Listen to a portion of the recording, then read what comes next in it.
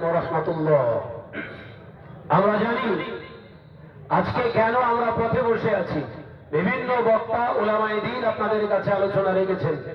শুধু এতটুকু আমরা জানিয়ে দিতে চাই, এই ভারতবর্ষটা মোদির বাপের নয়, এই ভারতবর্ষটা মোদির বাপের নয়, এই ভারতবর্ষটা প্রতিটা অঙ্গ প্রত্যঙ্গে মুসলমানের রক্ত দেওয়া হয়েছে।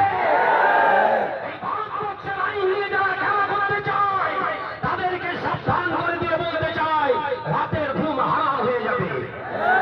মুসলমান যদি একবার থেকে যায়, রাজপথ দখল হয়ে যাবে। আজকে ভারতের বাদুড়িয়া চৌরাস্তা দখল হয়েছে, আগামী দিন ভারতবর্ষের কোনা কোনা দখল হয়ে যাবে। সেদিন মোদি বাবু, অমিত শাহ বাবু, তুমি পালানোর রাস্তা খুঁজে পাবে না।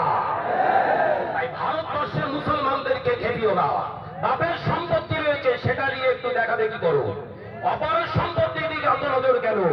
অসহায় বহু শিক্ষিত সমাজের ছেলেরা চাকরি পায় না, তুমি তাদেরকে ভাওতা ভণ্ডামি করেছো।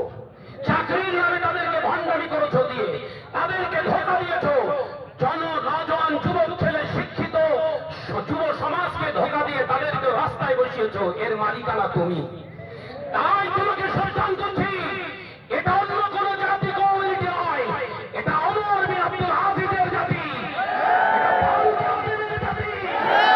এই জাতিকে খেপিয়ে দিলে তোমার রাস্তাতে চলাটাও বন্ধ হয়ে যাবে। আমি আলোচনা দীর্ঘই করব না, শুধু এতটুকু বলছি, আগামী 26 তারিখে চাঁদ দিয়ে শুধু 26 তারিখ নয়, এলাকায় যত মিটিং মিছিল হবে প্রতিটা জমায়েতে শামিল হবেন। এখানে মতনৈক্য মতবিরোধ থাকবে না। এখানে ইমানি সম্পদ নিয়ে টানাটানি শুরু হয়েছে। প্রত্যেকের দায়িত্ব আছে, প্রত্যেকটা পথসভায় মিটিংয়ে আমাদেরকে শামিল হতে হবে। এটা ইমানি আমাদের জন্য দায়িত্ব। কথা ঠিক না ভুল জোরে বলে? এই বলে এই আশা রেখে আমি আমার সংক্ষিপ্ত আলোচনা করলাম। নারে তাকবীর। এই ভারতবর্ষের কনস্টিটিউশন ধ্বংসকারী মোদী সরকার নিপাত চাও।